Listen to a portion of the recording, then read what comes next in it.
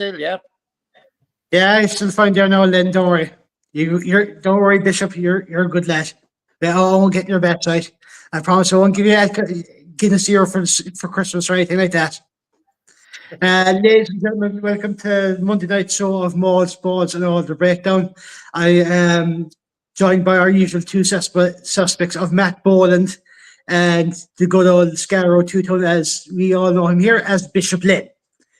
Tonight we'll be covering the three games around this weekend, and we'll have a preview of round 5 as well.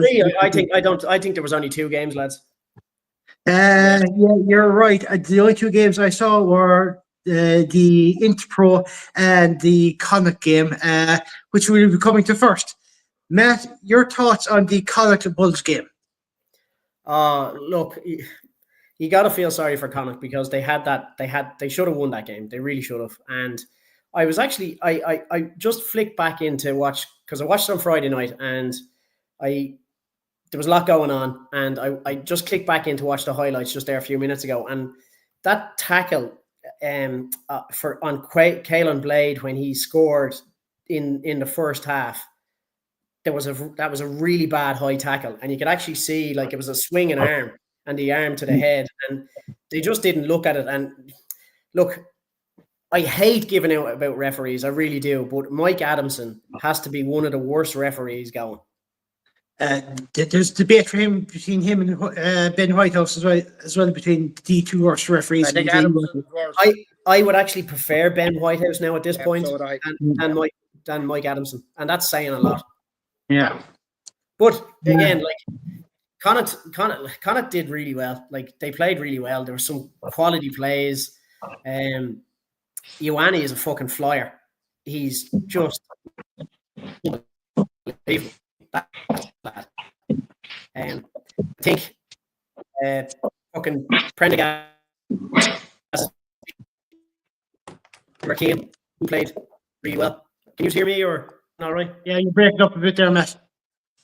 I thought it was me. My Wi-Fi going down. But you're not sure you're breaking up there for a minute, anyway, Matt. What are we saying?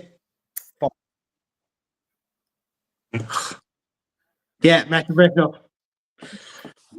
Len, I'll come to you and see if Matt can sort himself out. For a bit of fucking quality. Yeah, I say if you go for your mobile data, maybe, Matt. That might sort you out. Yeah, look, just to carry on from where Matt was. Yeah, look, I agree with him totally. Adamson, he made a balls of that game. And look, as Matt said, you have to feel. Matt, you back, Matt? You back? No, he's not. Yeah. Look, it's fucking brilliant effort by Connacht, but no, they'll be kicking themselves. Yeah, he's moving. They'll be kicking themselves that they left that one behind them. And if you want to go to the start to the end, for want of a better word, Hansen got that last minute try. They had a conversion to win it. Yeah, and then Sean Austin missed the conversion. He got another crack at it because it was an illegal charge down, and he missed the second attempt. So, like, how unlucky can you be that they could have sealed the deal? Look, they came away with 2 losing bonus points, which was absolutely brilliant. But they played really, really well. Like, as Matt said, there's a few incidents in this, and we won't. I know we want to keep something for later, but your man Vessels, the hooker, he had a late charge on Ione after Ione went over for the try. Right? Yeah. We had Josh Murphy incidents where again Vessels tried to fucking remove his nutsack without an anaesthetic, right? And then we had Mac Hansen getting fucking hammered in the corner when he went over. And, as Matt said, Caelan Blade with a fucking high swinging arm as he went over for his try. Now, some of these can be rugby incidents, right? Lads sliding in late and what have you. But 4 instances in one game, late incidents, like with the 3 tries, it's becoming a bit of a fucking habit, to be quite honest with you. And I think it really needs... We're seeing an awful lot of this. Lads gone over for tries, and a defender coming in at pace, known They're not going to hold up the try. They're not going to make a try-saving tackle. They're a fraction of a second or two behind, but they're still following through. In my mind, and a lot of times, to do injury and let you know, well, fuck you got to try. There you go. You'll feel that tomorrow. And that absolutely has to be fucking cut out. But other points of the game, I thought, again, Bundy is back after his lines, played out of his skin out there. I thought he was anonymous on Friday night. He just didn't really look like he wanted to be there. On the other side, you had Willie LaRue. Fucking the guy is, he's a class player. And then you had your man Keegan Johannes. He's probably the key difference between the two sides. Brilliant drop goal. Nailed was it 13 points or whatever it was.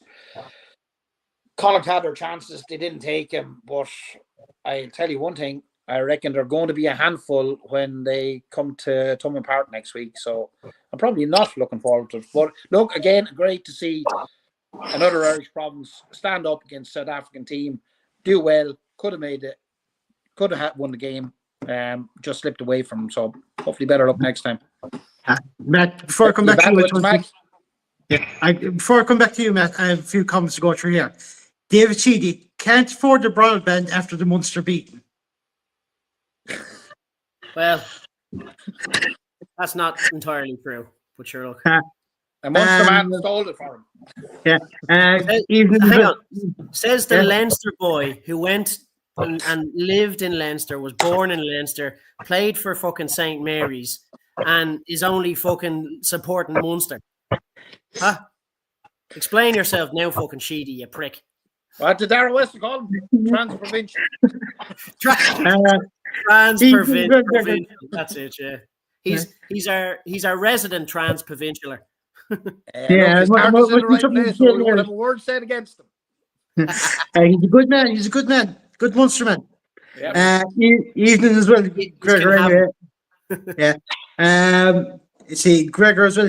I agree with Matt for Whitehouse to Adamson. Let's see. Connacht need the kicker badly. He missed that second attempt by more. Ford seems to be taking a lot of the kicks for Connacht at the moment as well, which is, to be honest with you. I will stand up for him and say one thing, right? When you get to retake a kick like that, there's double the amount of pressure on from the previous kick. Yeah. Because the first kick was a kick to win the game. And then he goes and kicks it and misses. And then he's told, oh, shit, you have to retake that. And you're like, bollocks. Okay. I thought when he went up for it, I thought the exact same as you, Matt. The pressure to win the game with the final kick of the fucking game. And that pressure. It nearly intensifies for that kick. kick. Take it the second time. It's double. Yeah. Yeah, it really does. Yeah. Now, there's a good comment here. Yeah. Now, there's a good comment here by Bev Edge. She says, it should have been Ford as he is a left-footed and he would have got it if it had been him. Yeah. Should be Norton on long kicks and Ford on all other kicks. So, you had a right-footed kicker from the right-hand side kick to win the game. So Ford was the obvious option. David City here back there. Okay, then whole family from Clare wore my Munster jersey to every training in Mary's. Had to listen to all your views. I'm very happy Trevor. Don't I fucking know he wore it every fucking training session. Jesus Christ. And I can tell you now, I'm just glad we're not fucking training still, because I'd have to look at that smug prick for fucking 2 hours running me bollocks off around the pitch. It'd be even worse than fucking normal training. But I know you broke up there a few minutes ago with your Wi-Fi and stuff, Matt. But what was your last thoughts on the Connacht?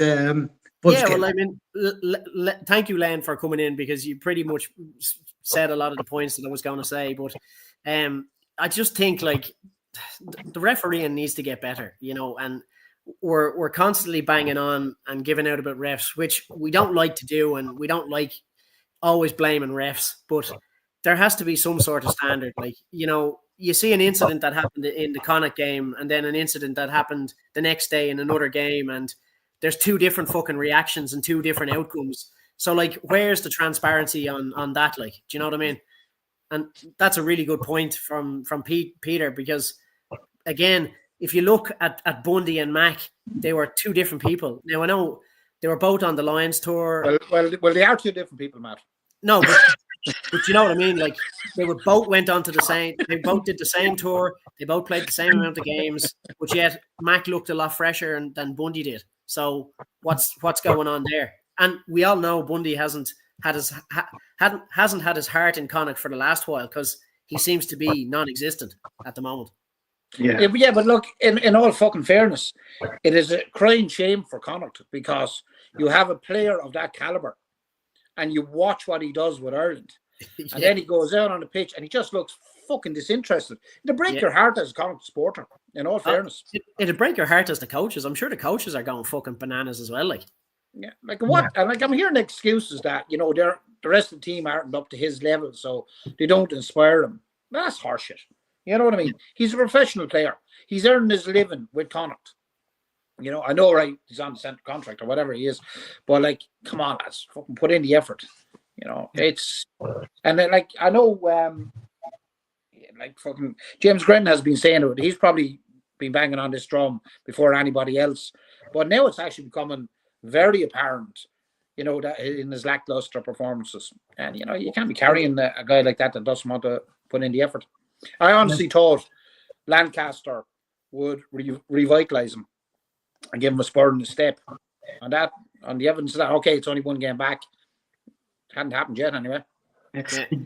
Peter Pierce says, our esteemed colleague, James Grennan, always says Aki plays better for Ireland than he does for Connacht. Mm-hmm. And he's been beating that same drum for the last 2 years, I'd say. Yeah, he has, yeah. No, there is two comments here I want to get to. Let's see. Brendan Kennedy says here that the referees need to be held accountable. I think that refs should have to do pressers after games explaining their major decisions. But Dave Sheedy replied then, the only problem with holding refs accountable is in public is it undermines their authority on the pitch. Now, this leads nicely into the Josh Murphy red card. Matt, do you think that was the right call on the red card? Okay, like in I suppose the way Mike Adamson was looking at it, he wasn't looking at the actions before that. He was just seeing the actions of Josh, right? And yeah, it didn't look pretty, right? And he did make contact. Now it was a bit fucking soft for me. Like it didn't warrant a red, really. But what really annoyed me about that whole thing is he fucking told the ref, he grabbed my fucking testicles. What am I gonna do? Am I gonna fucking like just let him do that and not react? You know, and that's when Mike Adams should have gone, okay, I think we need to look deeper into this. You know, it was like the fucking Aoife wafer bite thing. You know, when the referee was told one of my players was bitten, she just fucking totally ignored it. Yet it was played on the screen later on in the game. Instances like that when there is foul play, like proper foul play, like biting or eye gouging or grabbing somebody by the balls, things like that need to be fucking addressed on the pitch. Now, you know, we don't want a situation where every player is kind of going, oh, but he grabbed me balls and trying to get away with some action. But you could clearly see, okay, his back was turned to the camera, but you could clearly see his arms moving down towards that area, you know, and if the TMO had just picked that up and say, yeah, look, there's possibility he could have nudged him in the balls, but then said to him, okay, your reaction was what we're going to penalise and give him a yellow card then and mitigate it down that way. But the fact that it wasn't even spoken about is what's bugging me. And, you know, Mike Adamson just now, I made the decision, that's it. And he just didn't want to hear anything else, which is kind of irritating. Now, there's a comment to go show here now in a second as well. But even, I think his assistants and Holly Davidson, there's TMO, they're basically trying to talk him into a yellow card for that situation. But he's for some reason, he got the 20-minute red out. Bev Ann said here, Josh was being pushed from behind when he hit him, but he got SA'd on the pitch and nothing was done about it, even though the video showed his hand going there. Len, what were your thoughts on that red card? Yeah, he was just tickling into his balls. It was a complete overreaction by Murphy. No, look, fuck's sake, lads. if somebody grabs you by the fucking balls, like, he's actually lucky that fucking Murphy, he didn't really fucking connect. He did swing, he came down on his head. But, like, and either three was here on this, and that happens to you. You're going to fucking have a broken jaw, like, or you're going to attempt to break a guy's jaw. And it was an honest reaction. And Murphy is not a dirty player.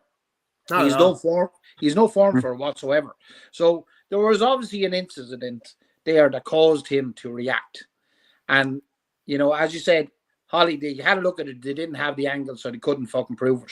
But Addison was told Holly Davidson was going with a yellow. He overrules her and goes with a red. That's bad refereeing in my book. You know what I mean? What can you do? But again, I actually honestly think that the reffing in the URC is actually getting worse over the last number of years. We're getting, like, every week we come on, there's some contentious issue that we're discussing, and it's not really good enough, you know. Yeah. And so look, that's my view on it. But look, it did have a turning point in the game, to be quite honest with you. Massive. Yeah. Question here by Dave Seedy. Is grabbing a lad's balls and tackle allowed by accident? Only if you're a Leinster player or supporter. Is it allowed by accident? How do you accidentally grab someone's balls, David? Yeah. Mm-hmm. Which is a good question, I suppose. What did you get up to if he's St. like, Mary's, Matt? He never would. If he grabbed my balls, he'd get a fucking dig in the jaw. That's for sure. Is there anything else you want to tell us there now, David, after that question? You know, anything at all? He'll come back. He will. Could the role of TMO be expanded to help the referee in certain circumstances? I think they're trying to do that. World Rugby, they're trying to do that recently, weren't they? Yeah, look, I mean, this is a touchy situation as well, because you don't want the TMO interfering all the time either. Do you know what I mean? Like, so like there has to be a balance. You know, if the TMO comes in and says, look, you know, he's clearly grabbed his balls, then yeah, the referee needs to take that information on board and have a look properly with the other two linesmen or women that are on the pitch or whoever, along with the TMO, and then make it an informed judgment based on what they've seen in the replays, all four of them together. But the fact that he just dismissed it straight away is massive cause for concern, because he's basically telling Holly, you know, I don't value your opinion as a TMO. I'm making this decision now, and that's it. And then that negates what the TMO is trying to do anyway. Yeah. So, because is there a little bit of ego creeping in there, though, Matt? From Mike? Yeah. Possibly. Maybe he's been abused or attacked online by decisions, and he just wanted to do it there and then and just get it out of the way. I don't know. Yeah. Okay, you can't have too much interference. And actually, again, going back to Whitehouse, when Whitehouse is TMO,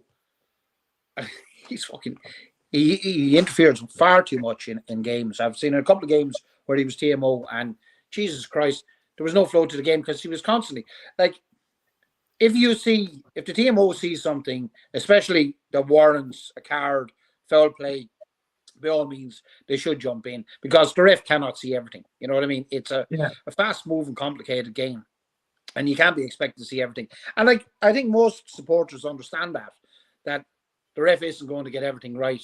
But Adamson has a tendency to get more wrong than he gets right in games. He's a poor ref, in my opinion. And as you said there, Danny, there needs to be some sort of review. I know they do have their review, but you know, I think, I'm not saying a sanction as such, but like, they need to be put on warning. Like, listen to the fucking TMO. You know what I mean? If you're being guided by your TMO, you know, bite the bullet, bite your pride, and go with it. Here's a good one for you now, then, and this one was by Bevan. He said he should have sent it to the bunker, and I'm guessing it would have been a yellow card by the reviewer. You think that would have been the right decision for Josh Murphy to send it to the bunker, review it, then Yeah, well, look, you want the player to get a fair shout at a decision. Like, so if he has said, look, the player grabbed me in the balls, and I reacted. I probably shouldn't have reacted the way I reacted, but that's the reason I reacted so badly is because he fucking grabbed my balls.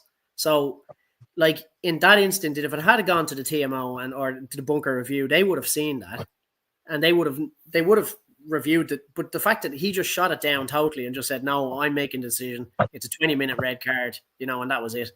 Which is poor form. Yeah. And even Sonia Crooks here, it said here, so ref chose to ignore the 2 other officials who agreed it should have been at most a yellow. Yeah, I totally agree. Totally agree. That I suppose we'll move on. And this time, Ulster were down under in South Africa. They beat the Sharks 34-26. Len, you didn't see that game, did you? I did. What do you mean I didn't see the game? No, I didn't see the game. What are you on about, fucking Brosnan? I didn't see that game. I was fucking calling but before we go any further, there's that lad Dale in the group that said us admins don't cover Ulster games, or no, if that we're covering the Ulster game now. So sorry, sorry. I get your point. I get your point. Sorry, Danny. I get your point. So I missed it. I didn't pick up on the subtlety there. No, actually, Danny, I don't think any of the admins or moderators or anybody like involved with the group watched that game at all. So sorry, Dale. We won't be covering the Ulster game. Yeah, so we'll move on to the next one, Danny. Well, there's no point. None of us saw the fucking thing. Yeah, I know. Really? Yeah, actually, do you know what? That would have been the game of the weekend, apart from what transpired later. Once it's started there, just one more thing on the content. Neil McKeown says in here as well, there was a technical fault read the angles in the Connacht game, and that Holly Davis only had the same TV pictures as Mike Adamson. So maybe there's that issue. Maybe it's just better off being the yellow and then maybe upgrade or downgrade. But sorry, Len, you're saying about the Ulster Sharks game. Sorry to interject you there. No problem. No, I said it was an absolutely cracking game. And yet another province fucking down. Nobody gave Ulster a chance in that game. Now, in fairness, I think, I went for an Ulster win. I think you did as well last week. Yeah. With Orlarn. Did you swing the other way, Matt? I think you thought the Sharks would be too strong for him.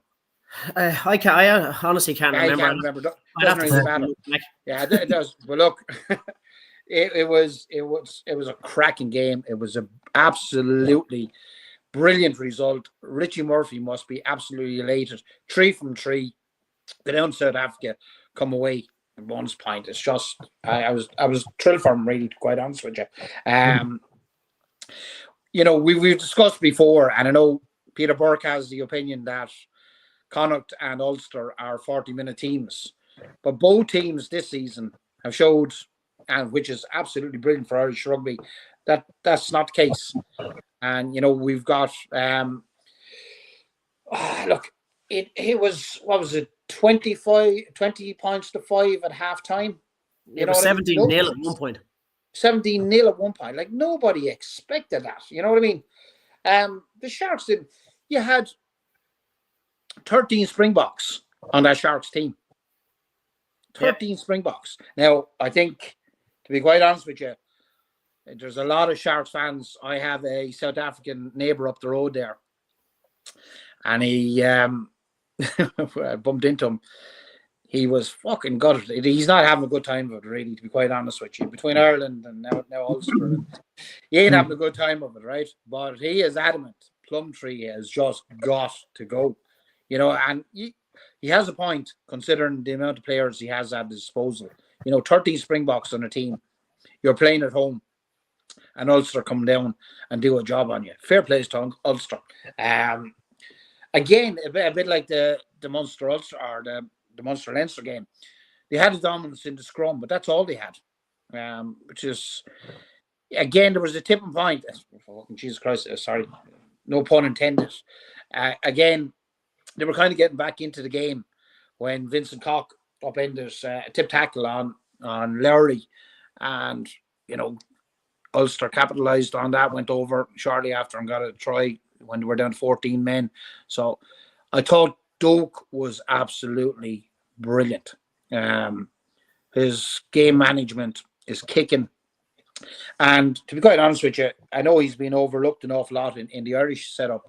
But, if we go down a man, I think he has to be considered. If he keeps that form up, he has to be considered as a backup 9 for and it's going to be. We have a good few games coming up in the other internationals, so depending what way injuries goes. But I think Doak has put his hand up for consideration. To be quite honest with you.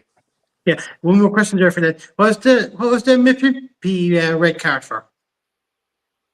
What was which? The Mississippi red card. Tip tackle. Tackle. He brought him above the horizontal. That was on Lowry. Yeah.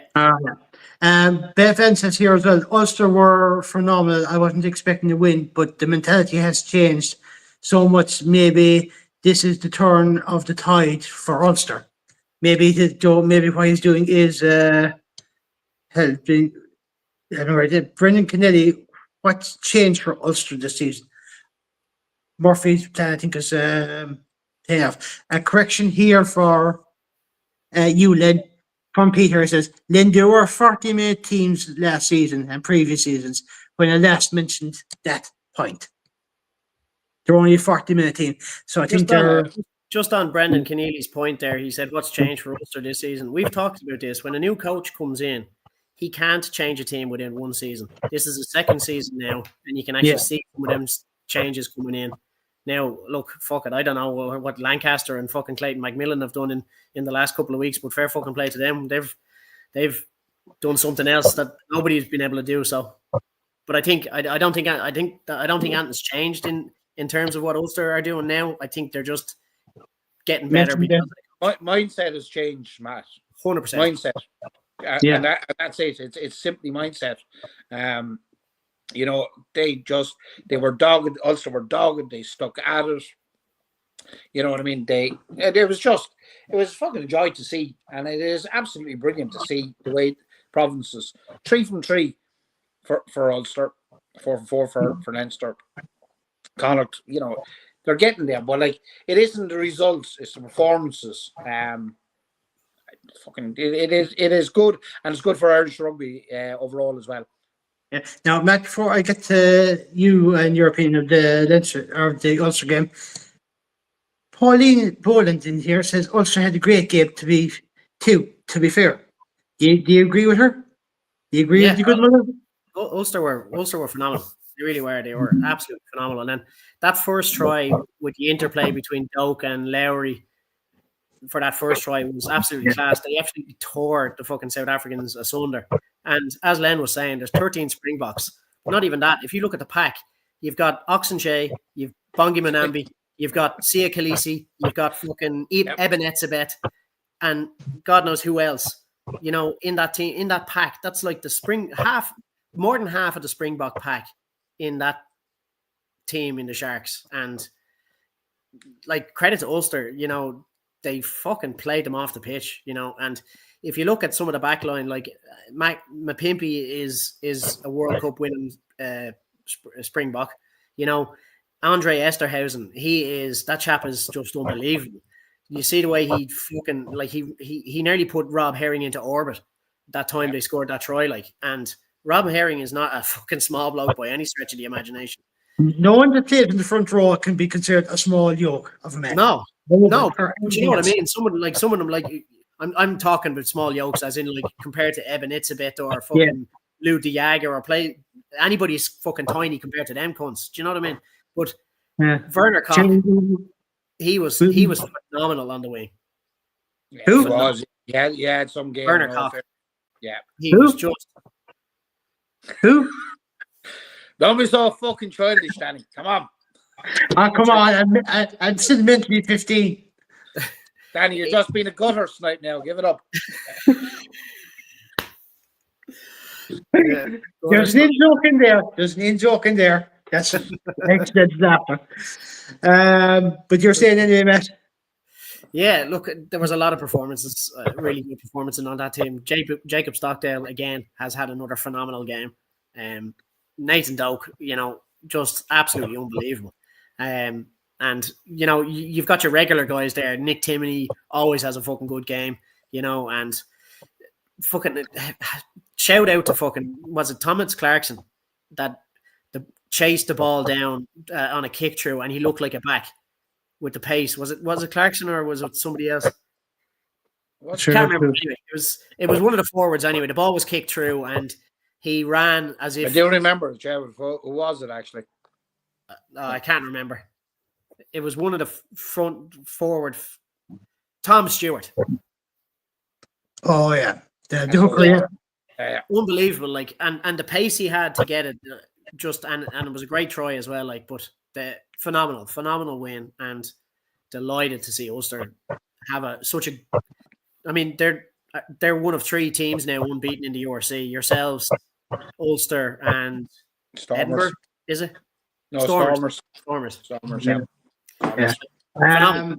And especially to do it down in South Africa, it's even better. And I think, Len, you were mentioning John Plumtree. I think his head has been on that chopping block for a long time. And I think but it's more so now. I could actually see him going mid-season at this stage. If they have another couple, like, you have to remember, okay, the autumn internationals are coming up now, so they're going to lose a lot of those players. As I said, 13 Springboks in one team.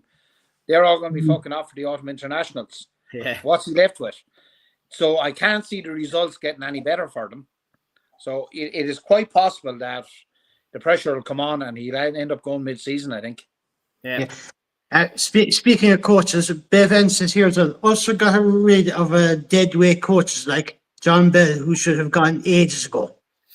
Do you think that's part of maybe the reason that Ulster are improving, that maybe Murphy is getting the coaches in he wants to help the players? Yeah, well, look, I mean, I think when a head coach comes in, I think he should have at least a say in what coaches he wants in defenses and attack coaches and scrum coaches and all that sort of stuff. And if they get the input for that, then it's better for the team overall. And if, as Bev has said, like, to get rid of Johnny Bell, like, they've obviously got somebody else in and they're doing a better job. Do you know what I mean? I couldn't tell you who's there now. I need to do a bit more research.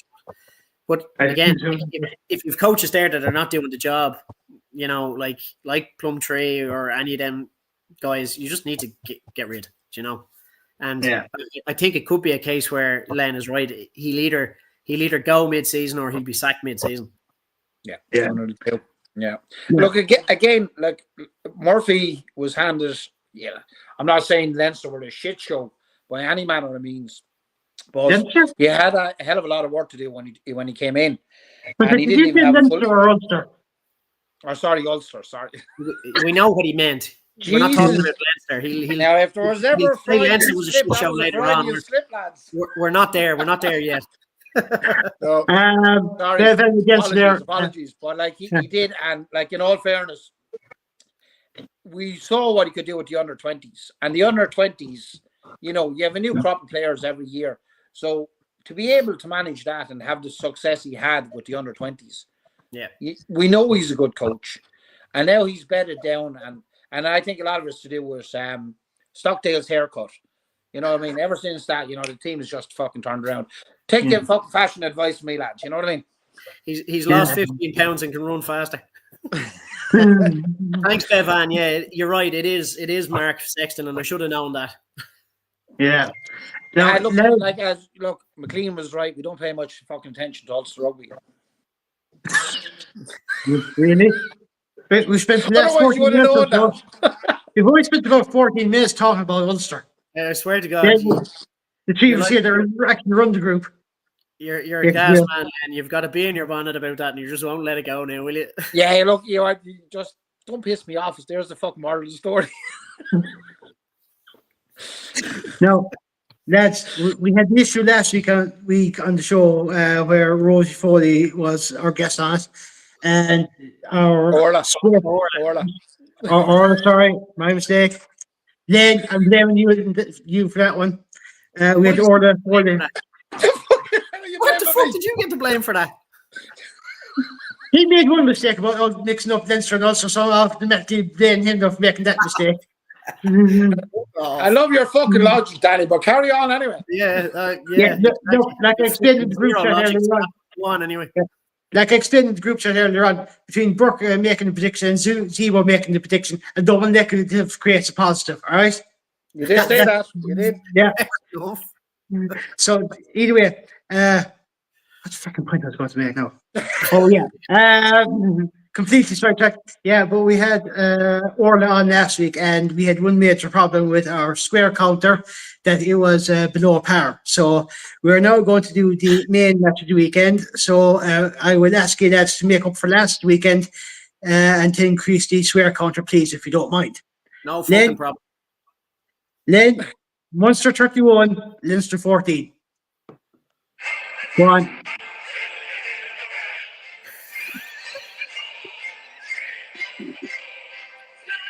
Sorry about that. We're practicing. Was someone There's a calling bit you of there? interference there. There's a bit of someone interference calling there, you? Len. Don't know what's going on. What's that? I have to say, Someone's calling him. we're next door, lads, practicing. Listen, lads, happy as a picking shit. Actually, I think we should come to Matt first on this, and quite honest with you. No, No. Len, I'll go last. I'll go last. This is your moment, lads. You take it. Go on. Nah, not at all, no.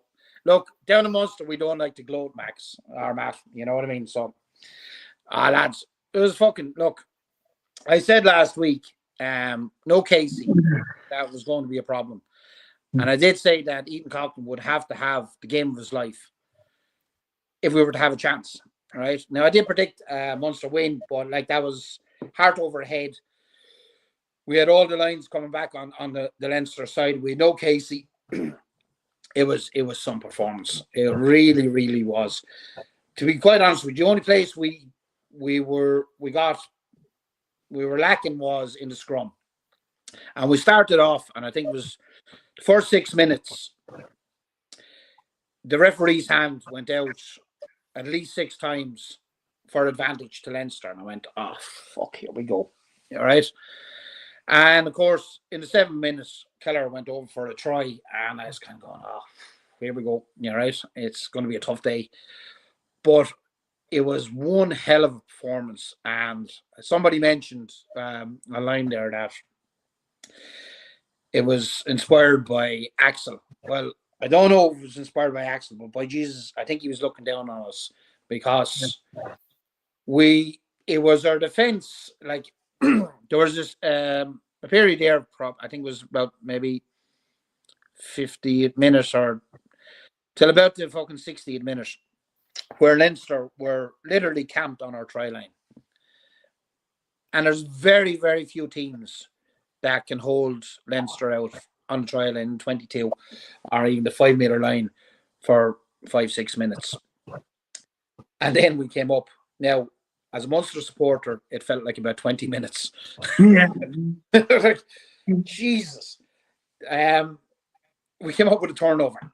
To come away with a bonus point win in Croke Park was just thrilled. Crowley was exceptional. He had an absolutely fantastic game. That chip over the top for Farrell done well to gather it, I have to say. But yeah, the young lads, as I said, Ethan Coughlin, at the start in maybe the first 10-15 minutes, I was worried about him. I said, look, I think I actually said to you, Matt, just before the interception, he's that's right. probably didn't I? I did actually say to you. Yeah. I said, look, he's struggling a little bit at this level.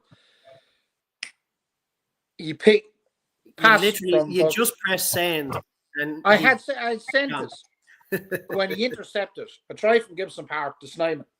Snyman, with the longest reach of any player in rugby history, right? His arms are about 8 foot long.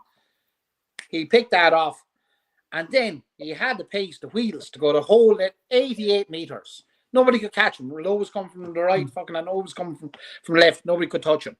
And after that, then it just done his confidence an absolute world of good, because the guy had a great game. And even when he went up, and this was another thing, we commented on this in the first 3 games. Macmillan has given nearly every squad member that's fit game time in the first 3 games. and we've come away with 3 wins. All right. So I think it's a master stroke. I was delighted that he was giving these lads game time early in the season, but he's putting faith in them, and they're going about and they're rewarding them his faith in them. Right. We have Brian Gleeson now. In fairness, I think Brian Gleeson is an absolute class player, and I have no doubt that he's going to appear in a number 8 jersey for Ireland in the not too distant future. I think he's excellent. But he went off and Coombs came in. Actually, I was just looking at, I did put up a post about the number of tackles. Fineen Wycherley, fucking 20 tackles. An unsung hero that never gets, he kind of never seems to see I know where this is going. What? I know where this is going. No, the limelight is Jack O'Donoghue.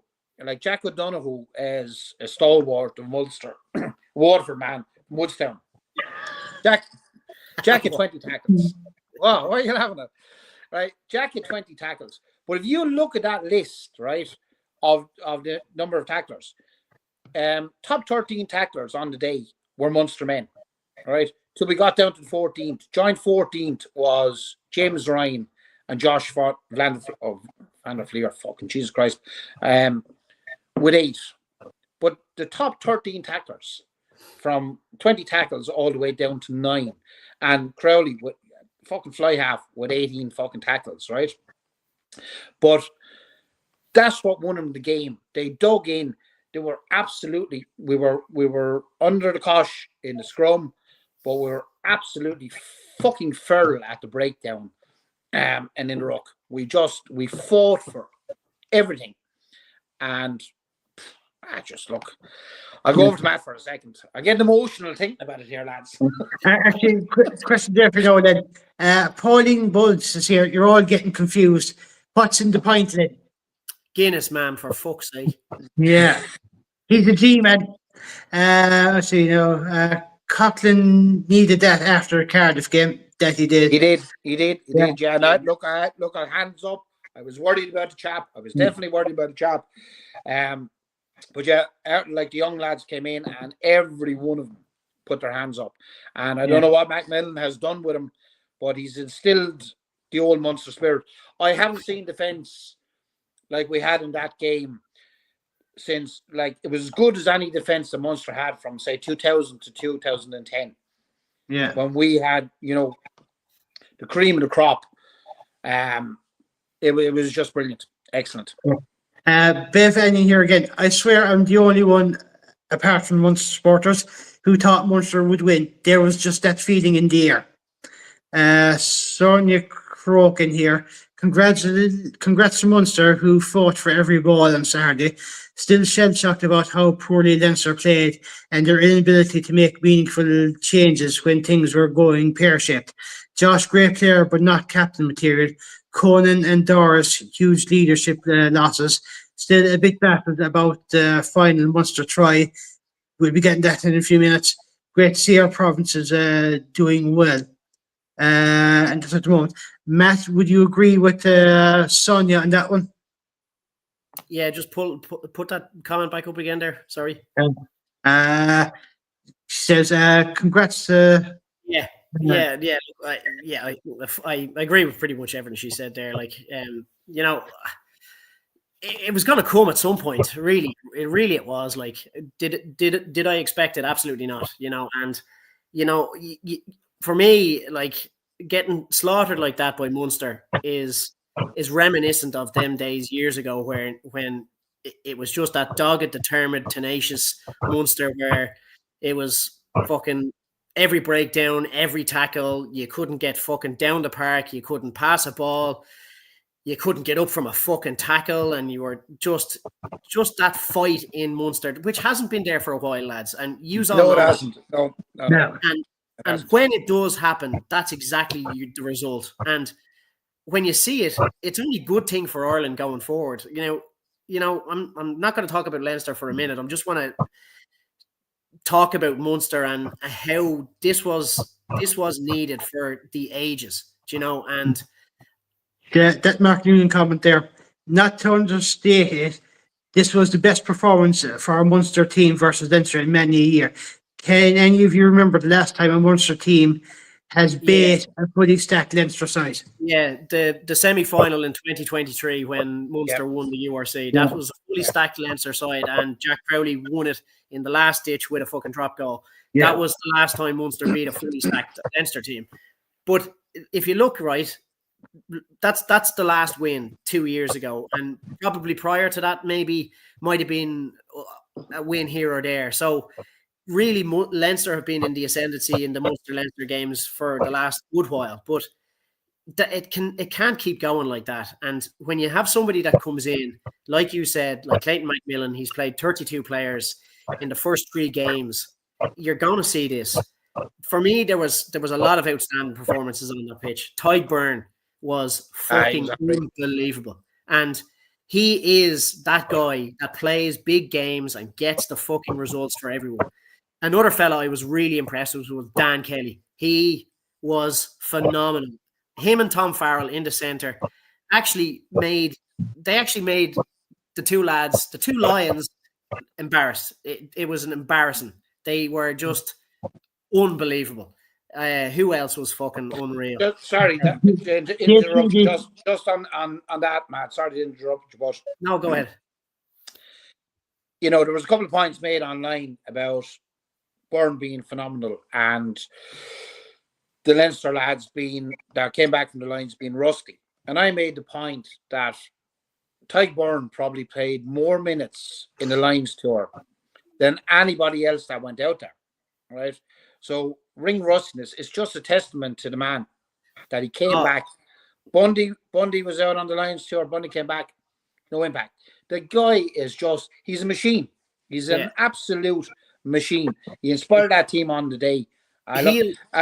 Go on. Yeah. He'll just go out on the pitch and he'll come off on a shield. That's it. He's just that man that leaves everything on the fucking pitch, and he'll die on it if he needs to.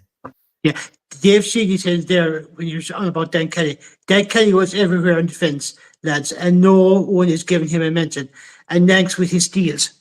I just fucking mentioned him before it came up, so don't worry, I was getting there. To be fair, Nankivell had a great game when he came on as well, and you could just see it. But they had their game plan, right? Every one of them had that fire in their belly, and they were fighting not for themselves; they were fighting for their teammates. Yeah, it was the team spirit. Yeah, that we have, as you said, Matt. We didn't see it last season. We haven't seen it in a while. And look, that spirit was the winning of the game. It's as simple as that. You know, I know the game plan. You have a game plan. You have to be executed, but without that will to win, and it was won. It was won at the breakdown. It was won at the ruck. We suffered in the scrum, as I said, but no, it was, and like fucking Crowley's game management was just spot on. Yeah. You know? And then we came to, you know, that try at the end. Like till was it 7 to 8 minutes Leinster scored, and they didn't score again till the 81st minute. To hold a team of internationals scoreless to, you know, after one try till the 81st minute. I mean, I'm going to get onto a bit my Leinster thing now, but like the Munster have played 3 games. They've played 32 players. A lot of the guys that were on that team have already played a game or 2, but then like James Lowe had only played last weekend against the Sharks. You know, fucking a few of the lads like, okay, Dan Sheehan, Ronan Keller, they hadn't played at all. I think Ronan Keller did all right when he came on. I thought he had a good game, yeah. Dan Sheehan did all right when he came on, but the other lads, like, they were back from the fucking Lions tour and they had no games. No, they were just rusty and they were uncooked. But that's not taking it away from Leinster either. But I honestly think there was a massive complacency error here in Leinster, that they thought they were just going to win this game, and you could see it. There was no fight in it. You know, they just had. Now, look, I could be wrong. It's just me, my opinion. Anybody's entitled to their opinion, but like, I just think there was a little bit of complacency in this game where they thought they were just going to go out on the Croke Park field and get the result that they needed, and it backfired massively. You know, and we had no answer. If you look at the pack, our pack was doing really, really well. They were getting scrum penalties, getting advantages, but that was it. As soon as it lost that pack, Gibson Park looked like he was lost. He hadn't a breeze what was going on, and that's his worst performance I think I've ever seen him play. Yeah, if you look at the stats, his stats for the number of passes and stuff were actually pretty high. Yeah. Well, look, stats. But if you at the end of the day, somebody actually put up a very interesting comment, Matt, on it was on our group.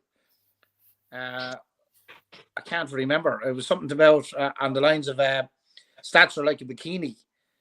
They just hide the good stuff. Yeah, they conceal more than they reveal, or something along those lines, right? But we've had this before, though. We've had this before so many times. How many times have we seen like teams on paper should have win in games? Leinster had 63% possession. They had 60% territory, and nothing. They were winning all the stats on the paper. And in all fairness, they had way more possession than Munster. But it was just it was the fight. It was the only fucking stat that matters is the fucking score at the end of it. Absolutely. That's it. I agree 100%. You could have 100% possession and still fucking lose a game. Yeah. That's speaking of that, I'd like to thank Peter Burke's Blue Moon comments from last week saying that Munster would hammer Leinster. He actually got it right. Speaking of comments here, lads, Pauline Boland, I agree with Len. Munster were inspired. I never expected that win. Fantastic display of grit and determination. I fucking said, fucking agree with me. She agrees with her big nobody listens to you, man. Love child that she's fucking obsessed with now. Look, look, hang on. Do you know what? Do you know something? I used to love that song. I really did. The South Africans fucking ruined it. Bet you hate it now. No, it's because of the South Africans. Yeah, no, they took our fucking song. The cheeky bastards. And they don't. You know what? They don't even know what the real meaning of that. Not having a fucking clue. Anyway, Tom Farrell is another one. I want to say just Tom Farrell and Dan Kelly in the centre were fucking phenomenal, and I'm delighted to see Tom Farrell getting called up. Well, there's a question here, Matt. In all fairness, thanks, Ned, for interrupting me. It's all right, Dan. Danny, you just go on home there. Danny, we're having a conversation here. Would you ever fuck off? Fuck you. Bring back you're the fucking host or something. No, carry on, Danny. I want to joke. Carry on. John Healy, Munster had a dogfight of a plan against Leinster boys in blue. Couldn't cope with the speed and the power. Absolutely. Let's see. Was DFC in here as well? A good wake-up call for Leinster as much as it needed confidence boost from Munster. Return game will be very different beast of a game, which is always the case because that's let's see. Look, do you know something? That's like he's a fair point there. Now that's probably going to be one of the better games because Munster already have the edge. They have the first win. You know they're going to have the confidence, and Leinster are going to want to go down to Thomond and repeat what they did to us. So that's just going to make an epic battle. Yeah. The only thing is, lads, how many of the internationals will be back for that game? Oh God, God only knows. Yeah, because they're going to be like they have the South African game, and a lot of them are going to actually be rested. So there's no guarantee that we're going to have two packed sides in Thomond at Christmas. Yeah. Mark Noonan in here as well. I would have to disagree that the 23 semi wasn't a stacked Leinster side. There were resting players for a Euro Cup a week later. Maybe he's right, actually. Maybe he's right. Because something vaguely familiar about that now that he mentions it there was a fucking European Cup. But would you stop making excuses, man? For that's the case. I wasn't making an excuse, Mark was. Mark, can you remember the 23 Champions Cup final? Did you win that cup final? No, we didn't. Because all players were arrested, Danny. Peter Burke in here. Leinster could have used a gallon of WD-40 to sort out that roughness. That could have been maybe per player, to be honest with you. I don't think that would have done them any fucking favours. Yeah. But look, there's a point here, lads, because you have, as I said, the amount of Leinster players that came back from the lines, right? They've had one game. They've shown how rusty they were against Munster, right? Now they're heading off tomorrow. to play against the All Blacks in Chicago, right? With no game time under their belt. They'll be in training camp. It could actually be an issue for the Ireland team here with so many Leinster players. Do you know what it should be? It should be. It should be, but it probably won't. Yeah, well, you would hope so, because I would hope so, 100%. Look, Yeah. I'm just going to pop it out there, right? I would, on that performance at the weekend, I'd start Crowley at 10 against the All Blacks. Yeah. Well, look, we won't go down this road here, but I think there is no doubt about it that Crowley stamped his authority on the 10 jersey. Without a doubt. And look, let's not fucking slate Prendergast, because no, which I'm not. He is a good kid, but at the end of the day, he was just dumped in to the void of Johnny Sexton, and he was there you go, fucking best of luck. He wasn't given. We've discussed this ad nauseum now at this stage, right? But we're going to be speaking for the next fucking online and the whole lot.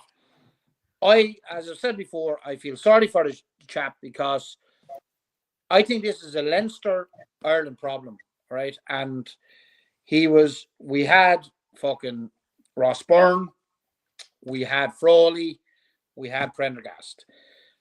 There's been a fucking different 10 for the last fucking 3 years at Leinster, who has been pushed into the Ireland limelight.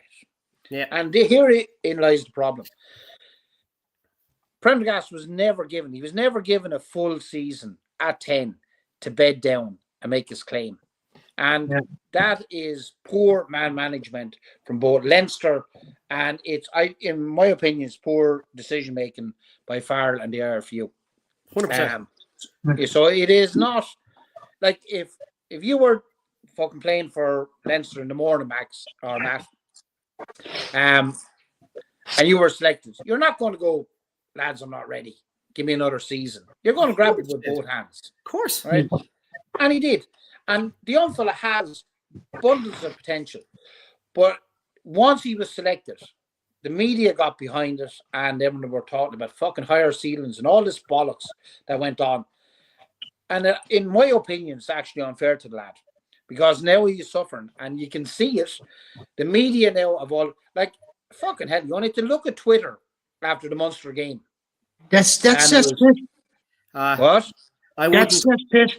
Yeah, well, it is a cesspit. But I'm talking about, hang on now, I'm talking about, we won't name any of them, right?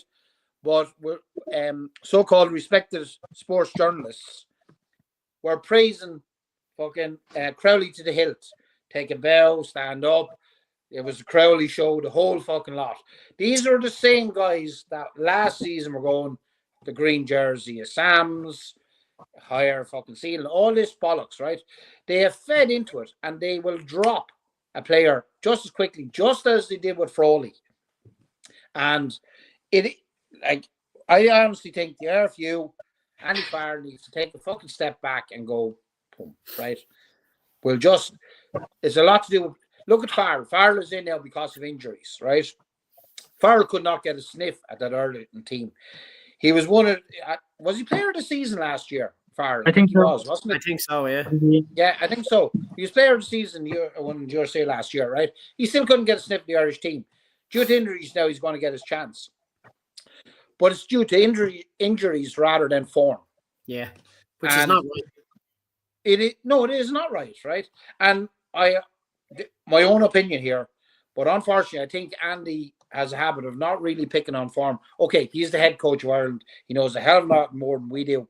And it's his prerogative to pick whoever the fuck he wants to pick. Right? But look, I'm delighted Farrell has got in. And there is, like, Conan and Doris are fucking in there. And then you're looking at other eights and you're going, right, Coombs gets overlooked. He's not even brought into the squad. I don't know. In the centres, there was another argument that Farrell was too old. He was 32 years of age. McCluskey, and don't get me wrong, because I think McCluskey also should be in the extended squad. McCluskey is 33, is he not? I thought that, yeah. How old is Yeah, so Bundy? he's a year older now. I'm not saying McCluskey shouldn't be there because I think McCluskey is a good player and he's played for Farrell before. So on the But sure, basis how old is of the Bundy? two, go Yeah. on, yeah. How old is Bundy? He knows McCluskey because he's put him through his paces before. So from Andy's point of view, Farrell is an unknown. So look, I do think that the whole picking on form thing needs to be looked at. You can see why after last season there was people actually getting very, very. Hurry it up, then. Hurry it up. Come on. No. I'll finish it. No, but look, as I said, like there was people pissed off with, on Crowley getting fucking 10 and 15 minutes in games solely on the basis that they could see what he was capable of, and it was being ignored. We were being gaslighted, and he's proved his point. That's as much as I'm going to say. Peter Burke here saying the famous Brian Clough said on paper we'd beat any team, but the game isn't played on paper, which Very is good. good. Yeah, no, lads, there is an awful lot of comments here, and I won't be able to get through them all, and I apologies about that. Because Len one thing, wouldn't stop waffling. yeah, it's all to get us, I think. So he has to leave it go. So, they're saying that Aki is 35 years of age as well. That's what I was trying to say. I was like, I was asking how old Aki was. So Yeah, but we're heading down the road for like he's going to be 37 come the World Cup. He won't be at the World Cup. Like, let's face it. He won't. You reckon? I would hope not. That's the fraud yellow card that led to the Munster bonus point try. Was that a yellow card? No. Then Frawley's yellow card, was that a yellow card? I actually said at the time I thought it was a fantastic try saving tackle by Frawley. In my mind, he got in under the ball. You've got two instances of that tackle at this weekend. One on Mac Hansen and one on Frawley. And Frawley's two totally separate outcomes. And actually, penalty try. You know what? Yeah, and the Mac Hansen one was much worse. Your man actually went in with his fucking knees. So and that deliberately, in my opinion, went in with his knees. No sanction whatsoever. On the other side, it's a penalty try. And this is where it's baffling. Like, you know, like the referees, like needs to be consistency. You know, and like who was the ref in the Leinster match again? Can't remember. Piardi. Andrea Piardi. Yeah. He should be brought in and shown that other fucking incident and going, that might have been a yellow card. That definitely wasn't. Yeah, but Peter jumping in here said, yes, it was yellow. New law brought in to protect players. But so that means, Quinny explained that. That's the new law. Yeah, he did explain that. But if you look at the tackle, right, he didn't. Yeah. He actually didn't hit the player. He did in, grabbed the ball, and stripped the ball from him. So how was that? Like, how was that anything other than? I reckon he was still in the field of play. If he had been over the line, he was entitled to it. Look, it's fucking confusing. But I think 99% of people going, what the fuck? Now, as a Munster supporter, I'm delighted to get the fucking bonus point out of it. But I said at the time, it was utter bollocks. I couldn't understand it. But we're not professional refs. Quinny explained that with the law changes. But as David Sheedy said, you can't keep up with the law changes with World Rugby. Yeah, you know what I mean? You know what I mean? Every couple of weeks there's a new law change. Yeah. I don't thinking of it now. I don't think it was Piardi. I think it was that other fucking. No, it's not Piardi. The fellow with them. Yeah. Was it Gnicht or something like that? Because Greg Goyce and there's Piardi was on the touchline. There you go. So it must have been that anyway. It was your man with Danny's hair. Yeah, at least I have a full head anyway. No, at least one month's sport here. It was a full head of hair. You know. That's from years of tearing my hair since 2008. Now leave me alone. And you did a break in 2011. We actually won the Magners League back then. Lads, we will move on to ask your predictions for the games coming up the weekend. Len, Lions hosting Ulster. Who do you see winning that one? Ulster. Matt? Yeah, I'm going to go with Ulster on their form at the moment. They're on a roll. Yeah. And again, they'll take massive confidence beating that South African or the Springboks. Exactly. And it'll be great to see another Irish province take points off a South African team. It will. Very, very good indeed. Matt, Leinster versus Zebra. We've no choice but to win, right? I was looking at it there. We lost 2 games last year in the whole fucking championship. We've already lost 3 this season. That's it. They can How lose many? no more. How many? 1, I have 2 last 3. season, into that. 2 You only have 2 last 1 season. is 3. Yeah. You only have 2 Jeez, last that's season. shocking, Into that. man. Shocking. Leinster versus Zebra. Who do you see winning that one? Yeah, look, Leinster are going to win this one. Yeah. Yeah. I can't see Zebra getting. No. Yeah. It'll be a Leinster win. We have our second Inter-Pro. They can't win 4. They can't lose 4. No. Or Yeah. any, no. No, They just need to buckle up now and fucking get shit done. yeah. Now, Len, our second Inter-Pro of, let's see, the Highlands just dropped in after getting COVID and flu jabs. Cheers from Kansas and the US from NEO. Well, thanks for joining us. Anya. Yeah. Thanks for joining us, Annie. Now, before I come to you, Len, Bevan here saying Ulster, Leinster, and Connacht. Sorry, but your back row is absolutely dire at the moment due to injuries in Ireland. Len, Sorry, what was the comment again? Ulster, Leinster, and Connacht. Sorry, but your back row is absolutely dire at the moment due to injuries in Ireland, and that's from Bevan Marie. And that's to do with the Munster and Connacht game. So, what do you think about that now, Len?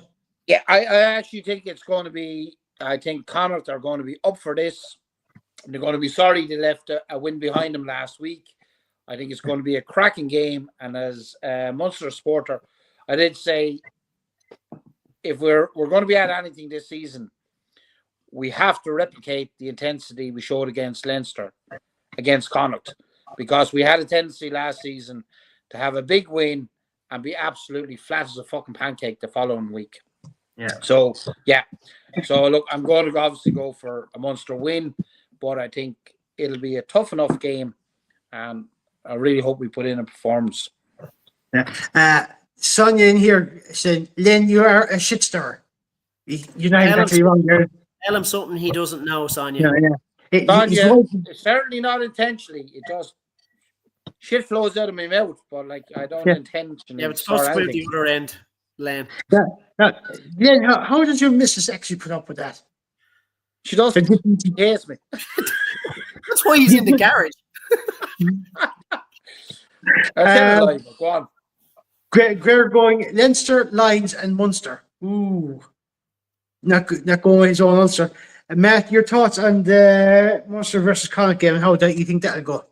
Oh, look, that's going to be an absolute cracker of a game, and like Lena said, I think it could be very, very close.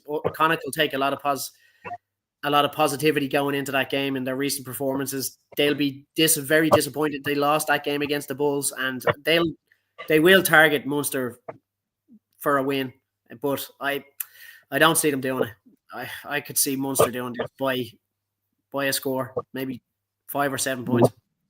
One last comment in here as well, or 2 comments here by Gregor, saying something tells me the men from Gaul will be up for it. They will, absolutely. Yeah, and he said there's how great to see a relation of excellence playing for Munster. I suppose that was Evan Minogue, was it? Minogue, yeah. Over the weekend for Munster A. Yeah. That was some mad game. Leinster A, 26-0. Leinster A were up, and then Munster came back and scored 26 unanswered points and ended up 26 all. Yeah, mental stuff. Absolutely mental. And the funny thing was, I think even Gregor said this: all the points were scored down one end of the pitch. So if anyone was down that end of the pitch, they'd have seen more scores. You'd be fucking raging if you were up the other end where they got nothing scored. Yeah. I mean, like, Cork get more than that anyway. Tony Butler could have won that with the conversion at the end, a bit like the Connacht game, and he missed conversion. So, but look, it was We need more A games. To be honest with you, get more game time. Yeah, no, I said this is provincial level. I said this is Yeah, Ireland yeah. level as well. Yeah, we need more A games to just really give player, the main squad that depth. And I've said before when I was with Clarence, said that if you had the players coming back from a long layoff, give them a few A games, you find their feet again, knock off the ring rust. But Regret them Danny, anyway. what is the reason that they're not getting those games? Like, why are why are they I'm not not, scheduling more A games? I'm not sure because, like, if you go back maybe about 15, 20 years, you had the Churchill Cup for the Ireland Yeah, squad. yeah, And if you look, there's some huge names that passed through that team. You had Keith, Earl, Sexton, Ross, Toner, Donegal Ryan, and that's just off the top of my head. But I'd say there wasn't just enough competition. I'd say the second tier teams were building up at the same time. And even going back 25 plus years, you had the Six Nations A Championship, yeah. for between 6 teams. So, I mean, like, to be honest with you, I'm just surprised there's no regular A competition or window there for them Yeah. to play, because, like, it would, as far as I know, England try to play their A team as much as it can. France try to play their A team as much as they can. So do New Zealand as well. We even a 15 selector or Maori side. They try to keep some sort of players flowing through to test them up for international level. So, to be honest with you, I'd say unless the Irish fear of being tight or something, or can't find the competition, but that's between the Pacific nations, American North and South, and Europeans and African teams, you probably have no problem finding enough teams to go up against the Ireland day squad. So, and especially considering the story around the place, well, you wouldn't have much problem getting a crowd in a fairly decent sized stadium like Musgrave Park or something like that. Won't be a huge thing, but to be enough to draw people in, I think, anyway. Yeah, well, and that's what we need to keep these guys match fit and ticking over. You know what I mean? It's because they will actually appear in the main squads at some stage. But, like, they're sitting there languishing on on a training pitch. It ain't good. Yeah, because, like, to be honest with you, I've noticed a lot of thing with the A squads, or we are previously. It got all the players out of their comfort zone with the provinces or whatever teams they're playing with, and it's forced them to adapt. And you saw which ones adapted best and quickest. Your likes of Sextons, your Earls, your Healy's, your various other players that came through the system and stuff like that. Sprinkle them with one or two experienced players, you started. You figure out who's who with the young players coming up. So that's my thought anyway. Pauline Bones here as well, before we finish up, that said, I agree. Danny, we need to fucking crack on here now. I know we're about 15 minutes over. I agree with my heart with Munster, but this could be a tricky one versus Connacht. One thing from Dave Sheedy, and we'll leave it at that. We need to get rid of the academies and pick from AIL again. There's a point. We do need to promote the AIL. The RFU need to put money into the AIL. 100%. We still need the academies, but we need to make the AIL sexy and get people back. Yeah, absolutely. Yeah, absolutely. Yeah. Ennio, last comment. I love Connacht, but I expect Munster will win this one. I also love Munster, she says. Now, Matt, Len, it's been an absolute pleasure. Until next time. Thanks a lot, lads. Len, you've really some bad interference there. You need to check that fucking Wi-Fi out. He's getting an awful lot. He's getting an awful lot of calls, Matt, for some reason. We need him to show now because he's getting too many calls. Lads, until next time, I'll see you there. Been a great show, lads. Good luck, lads. Thanks a million.